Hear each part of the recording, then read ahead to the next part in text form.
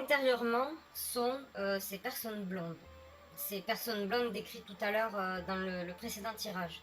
Bon, peut-être qu'ils sont blonds eux-mêmes ou alors ils ont une idéologie sur le blond. Bref. Comment pensent ces gens-là?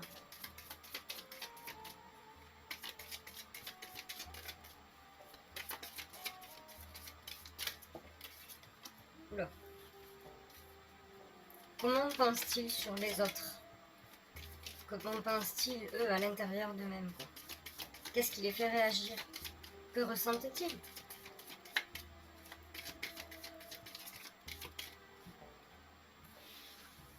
Que ressentent-ils?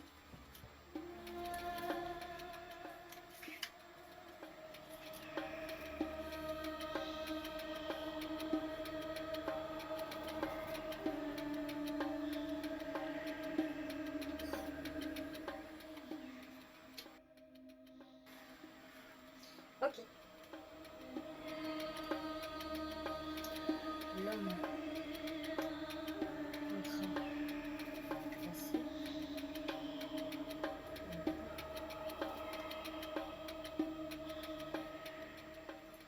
Au niveau où j'en suis, je dirais que ce sont des gens qui ont énormément d'ambition, peut-être trop d'ambition, et ne cherchent que la perfection et la réussite. Émotionnellement, ils réagissent à ça. Quelque chose de parfait. C'est dès qu'ils réussissent une étape, ils ont envie d'en réussir d'autres, et donc c'est hyper extra ambitieux. Quand on est extra ambitieux, je pense qu'au bout d'un moment, on fait même plus attention à ce qui est autour de nous, et ceux que l'on sollicite, les gens que l'on sollicite, les structures que l'on sollicite pour aboutir à leurs souhaits et leurs buts. Voilà, émotionnellement, ils répondent très très fort à la réussite des choses, hein, de ce qu'ils entreprennent. Quel que soit le temps que cela prend. Ils veulent aboutir à la fin des fins. C'est leur motivation émotionnelle.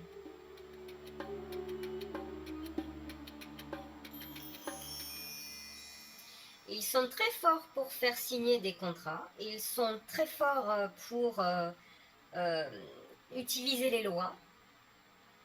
Peut-être même les façonner, je ne sais pas. Mais ils sont très forts dans ce domaine-là. Et pour le moment, ce que je peux en dire également, c'est qu'ils ont une idée précise de l'homme. Alors je ne sais pas si c'est l'homme petit h ou l'homme grand H. Mais ils ont une idée bien à eux de l'homme. Psychologiquement, ils sont extrêmement partitionnés. Ils sont aussi organisés, très très bien organisés, et ils cherchent la paix, l'ordre en question. C'est comme chaque chose à sa place. Donc chaque être a sa place, chaque génétique a sa place, voilà. Chaque classe sociale a sa place, chacun a sa place.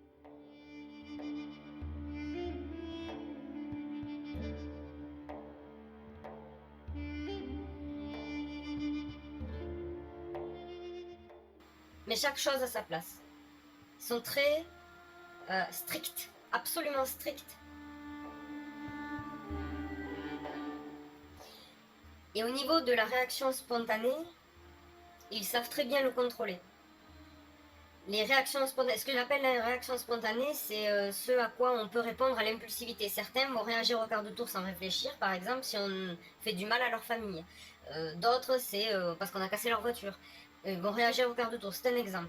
Eh bien, eux savent très bien contrôler ces choses-là. Ils ont appris, je sais pas, je suppose que c'est de génération en génération, ils ont appris à contrôler leur côté réponse imprévisible et spontanée.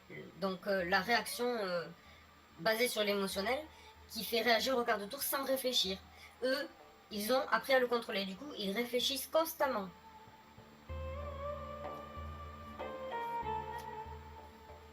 Donc, loin d'être stupides.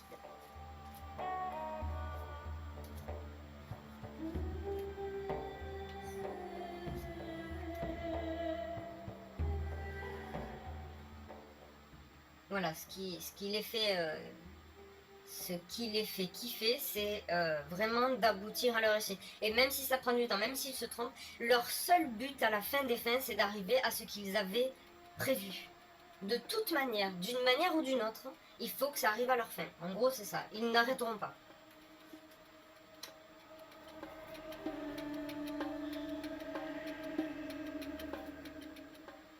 cachés, discrets. Ils sont très discrets, absolument discrets. Et ce dont ils sont très forts pour les contrats, c'est de promettre la paix à la fin des fins. Ils sont très forts pour promouvoir le bonheur, la paix du monde entier, blablabla. En fait, ils ont beaucoup de blabla, ils sont très intelligents. Et leur force est de surtout faire très attention et de garder sous silence leurs projets finaux.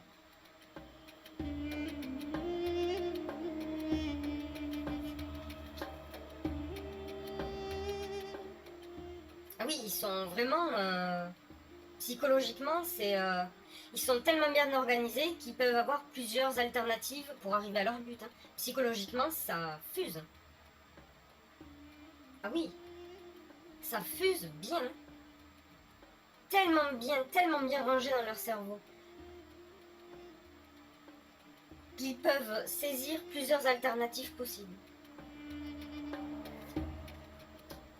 Voilà. Et au niveau des réactions impulsives et tout ça, ils ont déjà fait des erreurs dans le passé. Il y a très longtemps, certainement. Mais depuis lors, ils ont trouvé le moyen de justement de ne plus réagir spontanément sans réfléchir. Toujours dans la réflexion, le silence et beaucoup de blabla qui promettent une paix. Seulement, bon, il s'avère que la paix, le bonheur, le parfait, l'harmonie, l'utopie ne concerne pas forcément toute la population du monde. Je pense plus que ça les concerne personnellement. Ou alors ils sont tellement convaincus que toutes leurs actions vont dans leur croyance formelle en ce qu'ils pensent. Hein. Mais ils sont très intelligents. Je dirais même qu'ils limite ils réfléchissent un peu. Ils fonctionnent et réfléchissent un peu comme un robot, quoi. Spontanément et mentalement, quoi. Ils réfléchissent vraiment comme des robots. Chaque chose à sa place, faut pas mélanger, on mélange pas torchon serviette, chaque chose à sa place, chaque être à sa place, classe sociale, ainsi de suite, intellect. Tout est strict, rangé dans des cases. Voilà. En faisant ça, ça leur permet d'avoir beaucoup plus de propositions d'alternatives pour arriver à leurs souhaits. Mais ils sont extrêmement déterminés de toute manière, hein, avec beaucoup de patience et de silence. Ils sont très déterminés.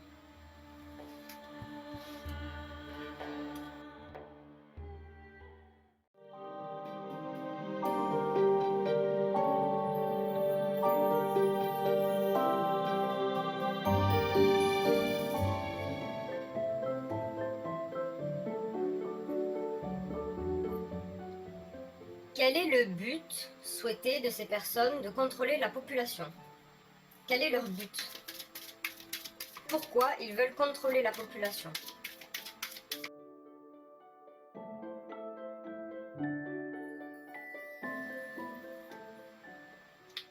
Nouveau. Isolé, froid, détresse. Aspirer.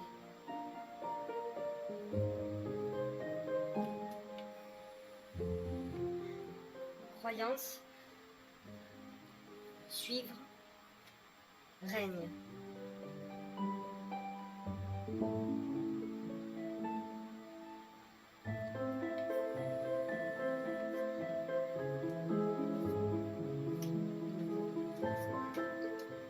Détresse, dépression, solitude.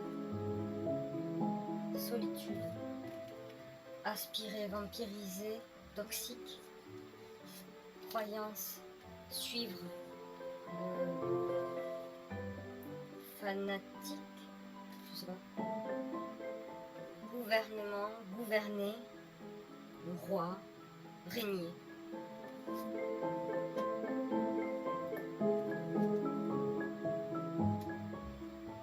Oh là là. Pourquoi ils veulent contrôler la population? Pourquoi ils veulent contrôler la... Oh là là.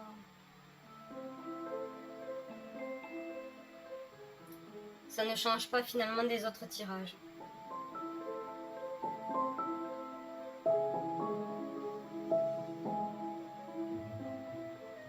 Mettre en place une nouvelle religion, une nouvelle croyance, basé sur des mensonges évidemment. Promouvoir que la solitude, c'est tout bénef. On obtient ce que l'on veut quand on est isolé, seul. Donc en gros, vraiment, quel est le but du contrôle? C'est que les gens finissent par imprégner dans leur esprit que vaut mieux être seul pour être heureux. Et je suppose que quand on contrôle tout le monde, la peur qui pourrait advenir après, c'est la méfiance de tout le monde. Puisque si tout le monde surveille tout le monde et qu'on est nous-mêmes surveillés, finalement on ne se lie plus, pas d'amitié mais presque en fait. Avec les gens, on se méfie de tout le monde, de tout un chacun. Et là, récompense de la solitude, quoi. Vider l'énergie, la volonté, l'espoir des gens par la peur. Les contrôler par le système de la peur également. Donc ça permet en fait de briser tout espoir. Le fait d'avoir peur de toute chose, même ce que l'on ne voit pas, d'ailleurs quand on a peur de ce que l'on ne voit pas mais dont on nous parle, on finit par avoir peur de tout, partout, tout le temps, de n'importe quoi et n'importe qui, puisqu'on ne le voit pas. Donc la peur est un bon outil. Cette nouvelle religion serait perçue comme un espoir, qui n'aboutit pas aux souhaits des croyants, mais qui aboutit pour les autres, qui l'ont mis en place, ou qui souhaitent le mettre en place. Mais en tout cas, c'est une illusion, c'est un espoir dans cette nouvelle religion. Suivez-moi, je suis celui qui prêche la bonne parole, je vous dis que, en gros, le futur demain sera meilleur, mais il faut faire beaucoup de sacrifices, suivez-moi, je vais vous protéger. Mais parce que vous serez contrôlé. Donc le but, c'est de se sentir d'y croire vraiment, donc de la volonté du peuple, encore une fois, hein, c'est vraiment du ressort de la volonté du peuple, qui y croirait tellement, qui serait tellement dans le désir, à cause de cette peur constante, dans le désir de se sentir en sécurité, parce que certes on est contrôlé, mais ça veut dire que le danger est contrôlé à l'extérieur, ça serait comme défendre cette idéologie, défendre l'idéologie du contrôle de la population dans ce but-là. Et régner sur les gens enfermés, le pouvoir de contrôler la population qui les enfermerait dans leur prison dorée, leur cage dorée, dans la solitude. L'image que j'ai, c'est plutôt contrôler des gens de sorte à ce qu'ils restent dans leur logement constamment, tout le temps, et qu'ils n'en sortent pas le plus possible. Comme ça, le fait qu'on ne sorte pas, c'est comme des lapins dans un clapier. Quand le clapier est fermé, là c'est mental du coup, et c'est grâce à la volonté d'eux-mêmes, hein, des gens eux-mêmes, c'est comme un clapier dans lequel il y a des lapins, vous pouvez aller vous dormir tranquillement, les lapins ne bougeront pas du clapier. Et donc vous savez combien il y en a. Vous savez ce qu'ils font, vous allez voir régulièrement, mais les lapins ne connaissent plus l'extérieur. Ils ne connaissent plus la vie de dehors, quoi. Pour eux, ça deviendrait une espèce d'idéal.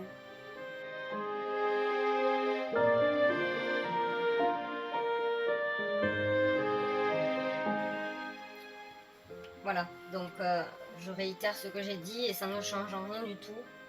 À la limite, le truc que je pourrais rajouter, c'est que la nouvelle religion et la nouvelle croyance, c'est complètement stratégique, on s'en doute. Quand on suit la réflexion, cette hypothèse de ce fait, c'est complètement logique. C'est hyper stratégique. Et c'est vrai que si on impose quelque chose à la population peut se rebiffer parce qu'elle n'a pas été d'accord. Par contre, si on éveille en eux la volonté de vivre ça, le désir d'appliquer des lois complètement liberticides, bah, ça vient d'eux-mêmes, donc ils m'ont pas rechigné sur ce qu'ils ont voulu. Ça les rend beaucoup plus fidèles d'ailleurs. Et on maintient tout cela par la peur et en plus de ça la culpabilité. Si c'est pas génial tout ça. La culpabilité quoi. La peur et la culpabilité, le summum quoi, c'est le parfait.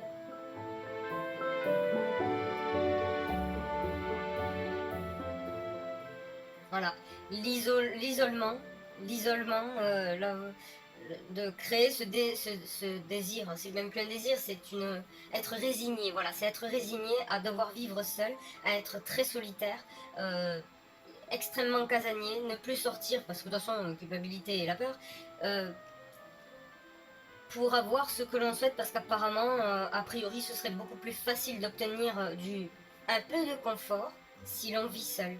et éviter tout conflit extérieur parce qu'on se méfiera de tout à chacun, de tout ce qu'il y a dehors de toute façon, puisque comme je l'ai dit, quand on a peur de quelque chose que l'on ne voit pas, alors on a peur tout le temps, constamment, partout, avec n'importe qui, n'importe quoi. Et encore une fois, cette espèce de religion, en gros, cette croyance très forte qui s'instaurerait, ben, comme j'ai dit, c'est une illusion, en pensant que demain sera mieux. Mais dans le tirage précédent, ça va durer extrêmement longtemps et il n'y a pas de demain sera mieux, en tout cas pas demain, voilà. Rien n'est éternel, les idéologies non plus, voilà. Mais là, ça serait le cas, et régner, comme je l'ai dit, sur des gens enfermés, cloîtrés, et dans leur esprit, et physiquement, enfermés de leur propre volonté, de leur propre désir. Et ces mêmes personnes-là se diront et prieront pour avoir meilleur demain. Demain dont ils ne savent pas la date. Hein. Voilà. Ils n'en ont aucune idée. Ils passeront leur temps à espérer.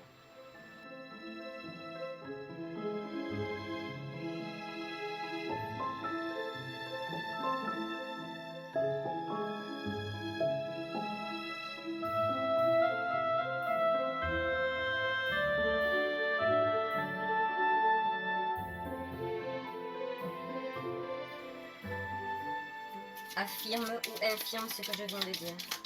Affirme ou infirme, c'est vraiment pas beau. Affirme ou infirme ce que je viens de dire.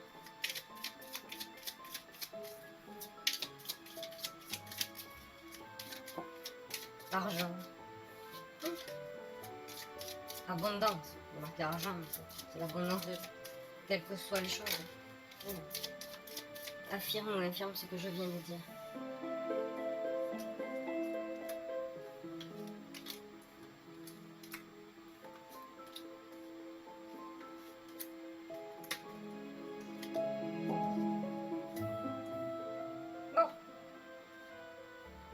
Ben, la religion, on passera pas à côté. Hein. La surveillance d'autrui. La surveillance d'autrui.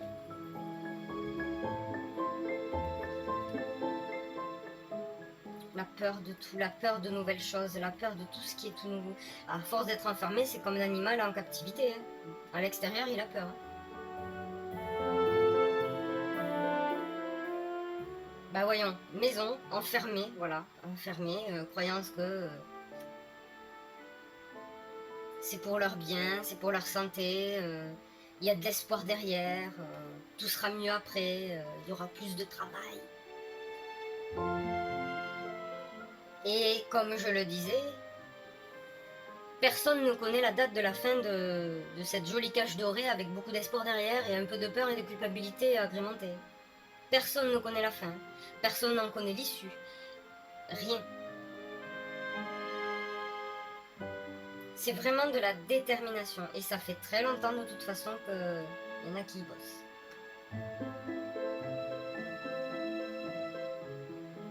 C'est vraiment...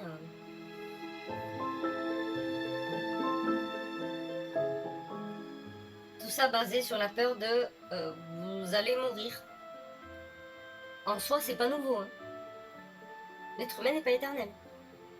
Mais ce sera vraiment basé, cette croyance, et la crainte, c'est la mort d'autre chose, mais surtout, à la fin des fins, la mort. Voilà. On joue avec la peur de la mort, de toute façon. Et cette croyance sera, en tout cas, c'est stratégique et c'est... Je sais pas si c'est dans l'espoir de dire on va reculer l'âge de la mort, je sais pas. Vous allez pas mourir si vous faites ça, parce qu'il faut y croire, c'est à fond. Mais la peur de la mort. Quoi. Alors que on y passe tous. Hein. Un jour ou l'autre.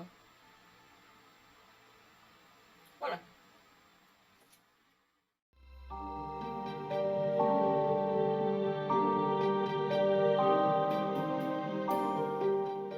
Conclusion de l'ensemble de mes tirages.